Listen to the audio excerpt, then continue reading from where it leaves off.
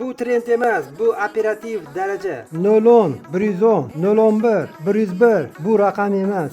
Bu operativ signal. Bu jim yuradiganlar kodi. 010 sukutdagi boshliq, 0 yopiq liniya, 1 liniya, 0 yana sukut.